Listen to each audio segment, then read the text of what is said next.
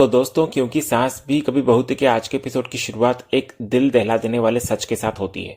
तुलसी परी को रोक कर पूछती है कि क्या रणविजय तुझ पर हाथ उठाता है। तो परी पहले तो घबराकर इनकार कर देती है, लेकिन जब तुलसी उसके हाथ पर लगे निशान के बारे में पूछती है तो परी गिरने का झूठा बहाना बना देती है। लेकिन एक माँ की नजरों से कुछ नहीं छिपता। तुलसी उसे तुरंत टोकती है और पूछती है कि अगर ये गिरने की चोट है तो फिर कमर पर निशान कैसे आए। वो परी को सबूत देती है कि हाथ और कमर दोनों जगह चोट के निशान उसकी दर्दनाक कहानी बयां कर रहे हैं। तुलसी फिर से कड़ाई से वही सवाल दोहराती है, तो इस बार परी के पास झूठ बोलने की हिम्मत नहीं बचती। वो खामोश होकर सिर्फ अपनी माँ को देखती है और रोने लगती है। तो उसके आंसू तुलसी को सब कुछ बता देते हैं। फिर गुस्से और दर्द में तुलसी परी को खींचकर मिहिर के कमरे में ले जाती है। वो मिहिर से सवाल करती है कि उसकी बेटी के बदन पर ये निशान कैसे हैं। मिहिर भी इधर अपनी बेटी की हालत देखकर हैरान रह जाता है। तभी तुलसी मिहिर पर बरस पड़ती है कि एक ही छत के नीचे रहते हुए भी उसे खबर नहीं कि रणविजय उसकी बेटी को मारता पीटता है। इसके बाद तुलसी मिहिर को एक पिता के तौर पर पूरी तरह नालायक ठहराती है। वो याद दिलाती है कि पहले ऋतिक और अब परी, ऐसे करके मिहिर ने अपने बच्चों का जीवन बर्बाद कर दिया। वो अफसोस जताती है कि काश वो बच्चों को अपने साथ ले गई होती तो कम से कम वे इस नरक से तो बच जाते। तभी इतने में नॉयना बीच में आती है और मिहिर का बचाव करती है। वो कहती है कि बच्चे अब बड़े हो गए हैं, इसलिए मिहिर हर बात के लिए जिम्मेदार नहीं है। नॉयना उल्टा परी पर ही सवाल उठाती है कि आखिर हमेशा उसी के साथ ही ऐसा क्यों होता है, जिससे तुलसी का गुस्सा और भड़कने लगता है। जब नॉयना इधर बीच में दखल देती है तो तुलसी मिहिर से पूछती है कि वो अपनी बेटी के बारे में उससे बात करने आई थी, तो ये बीच में क्यों बोल रही है। तो नॉयना तुरंत पलटवार करती है कि वो ना तो मेहमान है और ना अजनबी, इसलिए उसे कमरे से बाहर जाने के लिए नहीं कहा जा सकता। तभी इधर परी झगड़े से बचने के लिए वहां से जाने लगती है, लेकिन नॉयना उसका हाथ पकड़कर उसको जबरदस्ती रोक लेती है। फिर नॉयना परी पर इल्जाम लगाती है कि वो फिर से झूठी कहानियां गढ़ रही है। वो याद दिलाती है कि रणविजय परी की ही पसंद थी और उसने घर वालों के खिलाफ जाकर शादी की थी। फिर नॉयना दलील देती है कि कामकाजी पतियों से पत्नियों को शिकायतें होती हैं, लेकिन इसका मतलब यह नहीं कि परी हर बार खुद को पीड़ित दिखाए। इधर मिहिर अपनी लाडली बेटी के पक्ष में बोलने की कोशिश करता है, लेकिन नॉयना उसे सख्ती से रोक देती है। वो कहती है कि मिहिर हर बार परी की तरफदारी ना करे तो अच्छा होगा, क्योंकि वो जानती है कि परी झूठ बोल रही है। फिर नॉयना दोबारा परी पर दबाव डालती है कि वो सच उगले। तो इधर तुलसी का गुस्सा अब बर्दाश्त से बाहर हो जाता है। वो झटके से परी का हाथ नॉयना की पकड़ से छुड़ाती है और चिल्लाते हुए नॉयना को कहती है, मेरी बेटी का हाथ छोड़ो। फिर तुलसी साफ कहती है कि नॉयना अपनी जिंदगी पर कंसंट्रेट करे और उसकी बेटी के मामलों में टांग ना अड़ाए। फिर तुलसी पूछती है कि वो किस हक से ऐसा कर रही है, तो नॉयना खुद को लोकल गार्डियन बताकर हक जताती है और परी के पुराने झूठों का हवाला देकर उसको विक्टिम कार्ड खेलने वाला बताती है। तो तुलसी एक माँ की हैसियत से नॉयना को करारा जवाब देती हुई नजर आती है। वो कहती है कि इस बार उसकी बेटी सच में विक्टिम है। तुलसी समझाती है कि एक माँ को पता होता है कि उसका बच्चा कब सच बोल रहा है और कब झूठ, जो नॉयना को कभी समझ नहीं आएगा, क्योंकि उसे माँ होने का अनुभव नहीं है। वो नॉयना को याद दिलाती है कि जब उसके बच्चे गलती करते हैं तो उसमें इतनी हिम्मत है कि वो उनके खिलाफ कोर्ट में गवाही तक दे सकती है, लेकिन आज वो जानती है कि उसकी बेटी सच बोल रही है। तभी नॉयना तुलसी को कहती है कि वो जानती है कि तुलसी कैसी है। वो दावा भी करती है कि वो भी तुलसी की तरह ही है, जो गलत होता है उसे बर्दाश्त नहीं करती, चाहे वो अपना ही क्यों ना हो। लेकिन वो फिर कहती है कि परी जो रणविजय के साथ कर रही है वो सरासर गलत है और वो किसी को बेवजह दोषी नहीं मान सकती। इसके बाद नॉयना परी को डराती है और कहती है कि वो अपनी 5 साल की बेटी गरिमा के बारे में सोचे। अगर ये शादी टूट गई तो बच्ची का क्या होगा। तभी इतने में मिहिर बीच में आता है और नॉयना को रोककर पिता के तौर पर परी से बात करता है। वो परी को फिर समझाता है कि पुरानी बातें छोड़ो, लेकिन इस बार गरिमा का सवाल है। मिहिर कहता है कि परी के सच बोलने से गरिमा अपने पापा को खो सकती है, इसलिए जो भी कहे वो सच कहे। इतना बोलकर मिहिर पूछता है कि क्या रणविजय सच में उसे मारता है। तो परी को इधर अचानक एक पुरानी बात याद आ जाती है, जब गरिमा अपने पापा के स्कूल आने की बात सुनकर बहुत खुश हुई थी। तो इधर अपनी बेटी की खुशी याद करके परी चुप हो जाती है और कुछ नहीं बोल पाती। तभी नॉयना परी की चुप्पी का फायदा उठाती है और मिहिर से कहती है, देखो मिहिर, ये चुप है, इसका मतलब इसके पास बोलने के लिए कुछ है ही नहीं। तो परी फिर रोते हुए वहां से चली जाती है।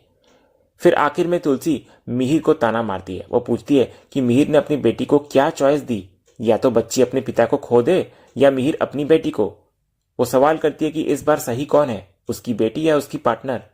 ये कहकर तुलसी वहां से चली जाती है। दूसरे सीन में हम देखते हैं कि परी बाहर आकर फूट फूट कर रो रही होती है। तभी तुलसी उसके पास आती है और एक माँ का भरोसा जताती है।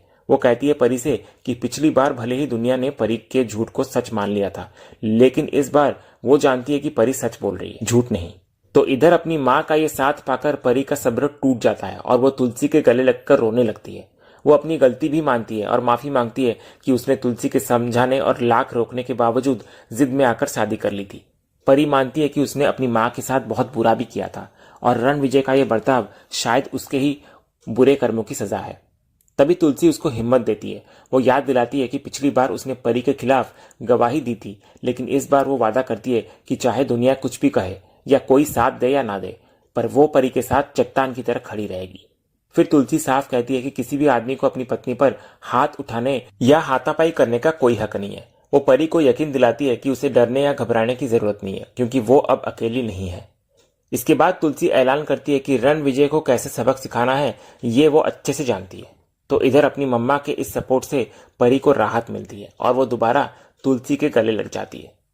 एपिसोड के अगले सीन में वीरानी परिवार मुंबई वापसी के लिए तैयार होता है। इधर सलोनी विदा लेते वक्त तुलसी के पैर छूती है, लेकिन तुलसी उसे रोक देती है। वो प्यार से समझाती है कि उनके घर में बेटियां पैर नहीं छूती, क्योंकि वे बहुओं से भी बढ़कर होती है।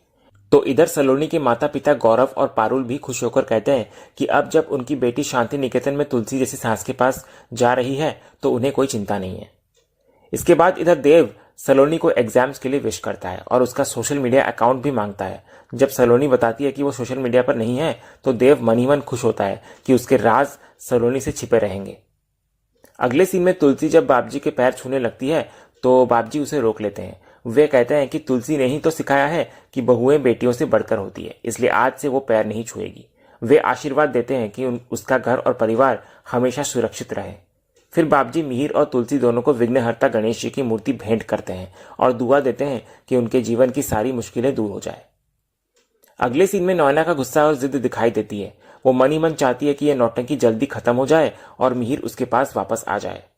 इसके बाद इधर जब मिहिर और तुलसी गाड़ी में बैठते हैं तो नैना भी जबरदस्ती उसी गाड़ी की पिछली सीट पर बैठने लगती है, लेकिन मिहिर उसे रोकता है और याद दिलाता है कि तुलसी उसके साथ बैठी है, तो नैना अगर बैठेगी तो बाबजी को शक होगा।